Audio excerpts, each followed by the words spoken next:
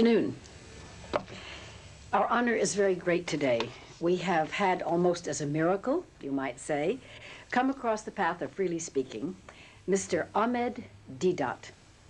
Mr. Ahmad Deedat is very famous in his own world, and if you don't already know him, I hope he will soon be very famous in yours. He is a Muslim. His title of the lectures that he is going to do, and the, not really debates, but the discussions with people here in Geneva, are Christianity and Islam, Christ in Islam, and the Prophet of Islam and the Bible. Now, we are doing this interview. It is both filmed and it is on audio tape.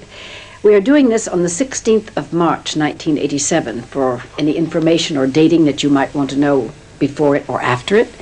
And the events that will bring Mr. Deedat closer to you than this interview are going to be on Tuesday, the 17th of March, 1987, at the University in Geneva, on Wednesday, the 18th of March, in Uni 1 at the Aula B106, and the Prophet of Islam and the Bible, Thursday, the 19th of March at 8 p.m., Uni 1, Hall B106.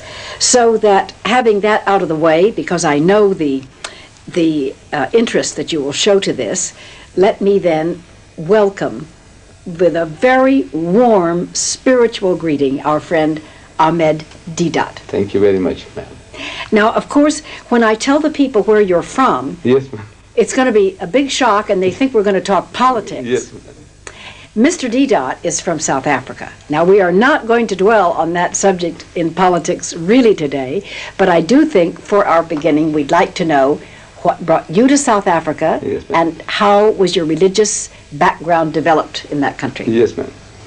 See, I was born in India, and in 1927, my father, who had proceeded to South Africa, he called me so that I can obtain better education and better means of livelihood. And since 1927 up to date, most of my life I spent in South Africa.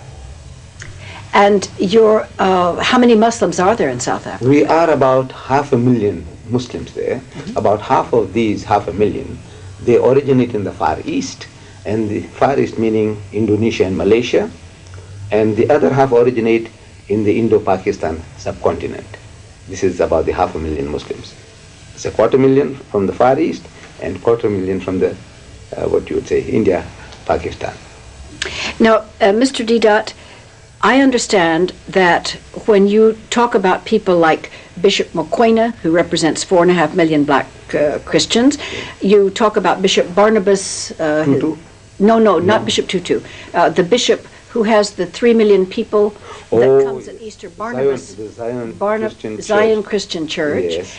And then you have all of the churches represented by the World Council of Churches. Right. Then you have the white Afrikaner churches, right, those on the far right. Yes. Then you have Afrikaner churches to the center and to the left. Yes. You have every other kind of religion. I know some metaphysicists. Yes, ma'am. Where do your Muslims fit into all of that potpourri of religious feeling? Yes. You see, now the Muslims, he stands out in this, that his religion makes him opposed to apartheid, mm-hmm, where artificially you're creating standards, false standards of judging people. Mm-hmm. Because the only standard the Muslim believes that God accepts is your behavior. The Quran tells us, Ya ayyuhan nas, mean, O mankind, inna khalaqnakum min dhakarin wa unsa. So most certainly, He has made you all of a single pair, a male and a female.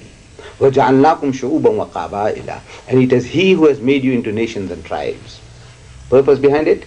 It says, لِتَعَارَفُوا, that ye may recognize one another. This Mr. John is a Frenchman. This Mr. John is a Swiss. This Mr. John is... for the purpose of recognition, these are convenient labels. And the only valid standard of judging one another is, the Quran says, Inna akramakum indallahi atqakum. So most certainly, the noblest in the sight of God is he who is the best in conduct. Not black or white, not rich or poor, but the best in conduct. This is the standard. And the standards by which we are being judged in South Africa is totally opposed to our standards. Now, last question on that subject. Is there any one of those religious groups anywhere on either side of any color line that has members of it that are all perfect, that are not showing any form of discrimination? Perfect is a silly word. That are not showing any form of discrimination or not being political in a bad way about their things? Has anyone found the real truth of the truth? Well, I can't seem to see a single church or denomination that, practices altruistically, these true standards. They have what you would say, conveniently at times, they broadcast that this cathedral is now open to all races at all services. But for 300 years they didn't do that. It's out of certain, I feel, reasons best known to themselves. For